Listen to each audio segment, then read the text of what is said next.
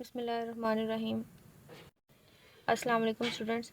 आज हम chapter number 4 के कंस्ट्रक्टेड रिस्पांस क्वेश्चन करेंगे, जिसके अंदर पहला क्वेश्चन है, what will you say that a force is conservative, give two conditions. कि कंजर्वेटिव फोर्स क्या होती है और उसको किसी भी फोर्स को कंजर्वेटिव शो करवाने के लिए कौन सी दो कंडीशंस को सेटिस्फाई करना पड़ता है। तो स्टूडेंट्स, उसमें हमने ये डेफिनेशन पढ़ी थी और इसके दो पॉइंट्स पढ़े थे। If the work done by a force in moving an object between two point is independent of the path followed, कि अगर दो पॉइंट्स के दरमियान कोई ऑब्जेक्ट मूव कर रहा है और उसके एक से ज़्यादा रास्ते हैं, सपोज़ यहाँ पर 3 रास्ते हैं, तो उस जो मर्ज़ी पाथ फॉलो करे उसके वर्क डन की वैल्यू सेम होगी। अगर यहाँ पे 4 वर्क डन आता है, W की वैल्यू 4 है, तो इस रास्ते से भी 4 आएगा और इस रास्ते से भी 4 ही आएगा, और हमने इसका मैथमेटिकल प्रूफ किया था। दूसरी कंडीशन क्या है कि work done in a closed path is equals to 0। अगर ये दोनों कंडीशन सेटिस्फाई करती हैं तो फिर हमारे पास फोर्स कंजर्वेटिव फोर्स होगी। अब वो क्लोज्ड पाथ जो है वो स्क्वायर, रेक्टेंगल या सर्कुलर फॉर्म में हो सकता है। फॉर एग्जांपल, अगर आपके पास ये घर है और ये स्कूल है, यहाँ से जाने के लिए क्लोज्ड पाथ आप फॉलो करते हैं, राइट की तरफ मूव करते हैं, फिर ऊपर की तरफ, फिर लेफ़्ट की तरफ और फिर दोबारा से घर की तरफ आते हैं, तो यहाँ स्कूल तक आधा पाथ होगा और दोबारा फिर कंप्लीट करेंगे तो ये क्लोज्ड पाथ बनेगा। जब आप सम करेंगे दोनों का तो आपके पास आंसर 0 आएगा। फॉर एग्जांपल, अगर इस पाथ का 4 है तो इस पाथ का -4 होगा। 4 - 4 आपके पास आंसर 0 देगा। तो किसी भी क्लोज्ड पाथ के अंदर हम पहले आधे पाथ को का वर्क डन कैलकुलेट करते हैं, फिर नेक्स्ट हाफ का करते हैं। जब दोनों को एडअप किया जाता है तो उसका आंसर 0 आता है। अब इसकी एग्जांपल्स में कौन कौन सी, ग्रेविटेशनल फोर्स एक कंजर्वेटिव फोर्स है, इलेक्ट्रोस्टैटिक फोर्स और इलास्टिक स्प्रिंग फोर्सेस इसकी एग्जांपल्स हैं। सेकंड क्वेश्चन देखते हैं।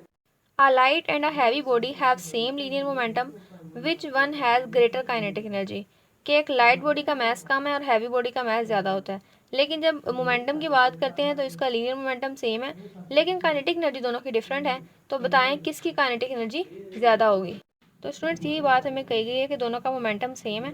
ये बात पहली कंडीशन थी। अब हमें ये प्रूव करवाना है कि मास का इसके साथ, काइनेटिक एनर्जी के साथ क्या रिलेशन है, क्योंकि उन्होंने कहा है एक लाइट बॉडी है, एक हैवी बॉडी है, यानी एक का मास कम है, एक का मास ज़्यादा है। अब काइनेटिक एनर्जी का अगर हम मास के साथ रिलेशनशिप निकाल लें तो हम ये कह सकते हैं कि हैवी बॉडी और लाइट बॉडी के केस में काइनेटिक एनर्जी की वैल्यू क्या होगी। तो काइनेटिक एनर्जी का फॉर्मूला होता है 12 mv², जिसके अंदर हमें मास को एक साइड पे सेपरेट करना है, जिसके अंदर हमें कुछ चीज़ों को कांस्टेंट रखना है।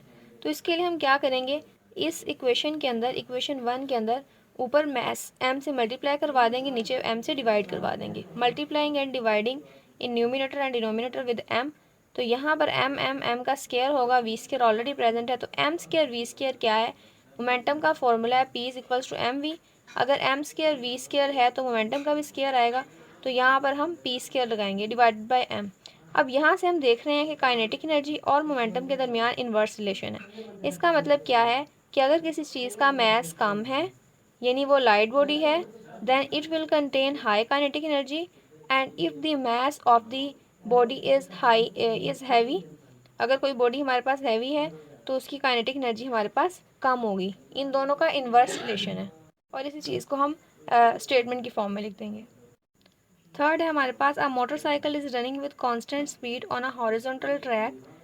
कि एक मोटरसाइकिल कांस्टेंट स्पीड, ऐसी स्पीड जो चेंज नहीं हो रही वक्त के साथ, जितनी पहले थी उतनी बाद में, अगर पहले 3 मीटर पर सेकेंड थी, बाद में भी उतनी होंगी, एक हॉरिजॉन्टल ट्रैक पे मूव कर रही है।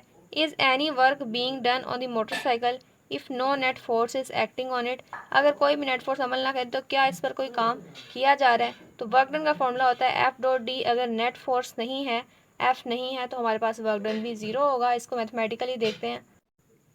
तो स्टूडेंट्स, ये देखें, ये आपके पास सपोज करें एक बाईसाइकिल है और ये हॉरिजॉन्टल ट्रैक पे मूव कर रही है। नो नेट फोर्स यानी कि F की वैल्यू 0 है, तो हमें वर्क डन को कैलकुलेट करना है। वर्क डन का फॉर्मूला है F.D। अगर F ही 0 है तो 0 मल्टीप्लाई बाई डी, आपके पास आंसर क्या आता है, 0। अब इसी चीज़ को हम एक और तरीके से भी प्रूव कर सकते हैं, और वो है हमारे पास वर्क एनर्जी थ्योरम, कि वर्क इक्वल है चेंज इन काइनेटिक एनर्जी के। जब भी हम चेंज निकालते हैं तो फाइनल में से इनिशियल माइनस करते हैं। काइनेटिक एनर्जी का फॉर्मूला है 12 mv²।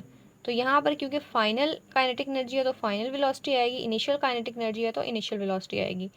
अब उन्होंने कहा है कांस्टेंट स्पीड। आप स्टेटमेंट को देखें तो कांस्टेंट स्पीड का मतलब है कि वी आई और वी एफ की वैल्यू सेम है और हम सपोज करते हैं ये वी के इक्वल हो जाए, v i is equals to v f is equals to v. तो यहाँ पर भी वी एफ की जगह वी पुट करवा दें और वी आई की जगह भी वी पुट करवा दें, तो half M v square minus 1/2 half M v square, plus और माइनस होने की वजह से कैंसिल हो जाएंगे, तो आपके पास वर्क डन 0 आएगा फॉर आ बॉडी जो मूव कर रही है विद कांस्टेंट स्पीड। तो आप इन दोनों एक्सप्लेनेशन में से कोई से भी दे सकते हैं और अपने वर्ड्स में इसको लिख सकते हैं। 4.4 है हमारे पास, आप force acts on a ball moving with the 14 metre per second spring it. के बॉल पर एक फोर्स एक्ट करती है, बॉल की स्पीड है 14 मीटर पर सेकंड यानी velocity, and bring it speed to 6 metre per second. अब दो वेलोसिटीज दी गई हैं, तो एक को हम इनिशियल वेलोसिटी कहेंगे, एक को हम फाइनल वेलोसिटी कहेंगे। Has the force done positive और नेगेटिव वर्क, तो बताएं कि क्या फोर्स ने पॉजिटिव वर्क किया है नेगेटिव किया, एक्सप्लेन योर आंसर। तो ये इनिशियल वेलोसिटी थी, ये फाइनल वेलोसिटी थी, इसमें हम वर्क एनर्जी थ्योरम का इस्तेमाल करेंगे, क्योंकि जब भी वर्क डन और वेलोसिटीज़ इन दोनों की बात की जाए तो मोस्टली हम वर्क एनर्जी थ्योरम ही इस्तेमाल करते हैं। तो हमारे पास यहाँ पर फॉर्मूला है 1/2 एम फाइनल काइनेटिक एनर्जी, तो वी एफ इनिशियल होगी तो वी आई।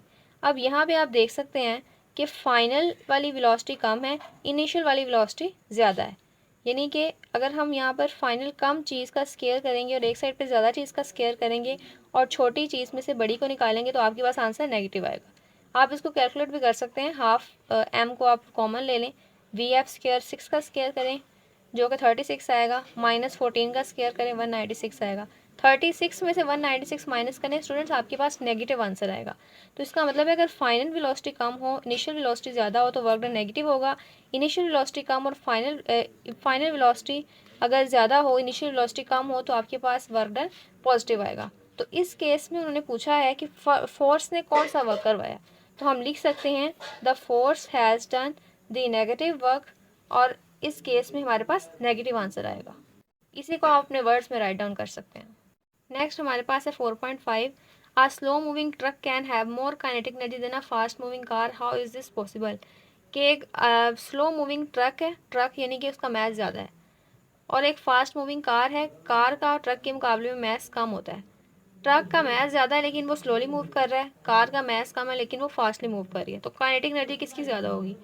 इसका ताल्लुक है काइनेटिक एनर्जी का मैथ के साथ। जिस चीज़ का मैथ ज़्यादा होता है उस चीज़ की काइनेटिक एनर्जी ज़्यादा होती है। ट्रक का मैथ ज़्यादा है तो काइनेटिक एनर्जी इसकी ज़्यादा होगी, कार का mass as compared to the truck कम है तो इसकी काइनेटिक एनर्जी भी कम होगी। अगर आप इसको मैथमेटिकली भी सॉल्व करना चाहते हैं तो काइनेटिक एनर्जी का हमारे पास ये फॉर्मूला है, हाफ एम वी स्क्वायर।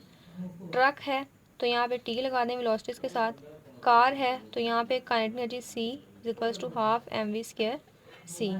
तो यहाँ पर हमारे पास कार और ट्रक की वेलोसिटीज़ मैसेज को पुट करवाएं, अगर इसका मैस फॉर एग्ज़ाम्पल आपके पास 50 kg है और कार का मैस अप्रॉक्सीमेटली 40 kg है, तो आप जब इनके मैसेज को पुट करेंगे तो ज़्यादा मैस का काइनेटिक एनर्जी के साथ जो है वो डायरेक्ट रिलेशन है, मैस का काइनेटिक एनर्जी के साथ डायरेक्ट रिलेशन होने की वजह से मैस ज़्यादा होगा तो ऑटोमेटिकली काइनेटिक एनर्जी की वैल्यू ज़्यादा आएगी, मैस कम होगा तो काइनेटिक एनर्जी की वैल्यू कम आएगी। 4.6 है हमारे पास, why work done against friction is non conservative in nature. कि हम कंजर्वेटिव का मतलब हमने दो कंडीशंस पढ़ी थी फर्स्ट शॉर्ट क्वेश्चन के अंदर, अगर आप उसका ऑपोजिट करेंगे तो वो हमारे पास नॉन कंजर्वेटिव होगी। तो वो कहते हैं कि work done against friction non conservative क्यों है।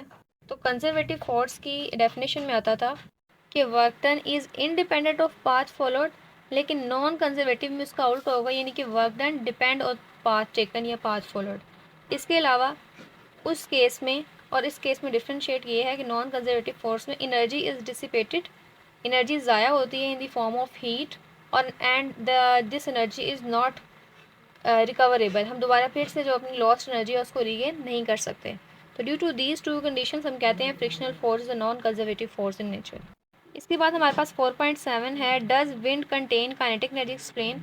क्या हवा के अंदर काइनेटिक एनर्जी प्रेजेंट है। तो स्टूडेंट्स ऑब्वियस सी बात है कि जहाँ पर मोशन होगी वहाँ काइनेटिक एनर्जी होगी, क्योंकि काइनेटिक एनर्जी उन्हीं बॉडीज़ के अंदर प्रेजेंट होती है जो मूव कर रही होती हैं।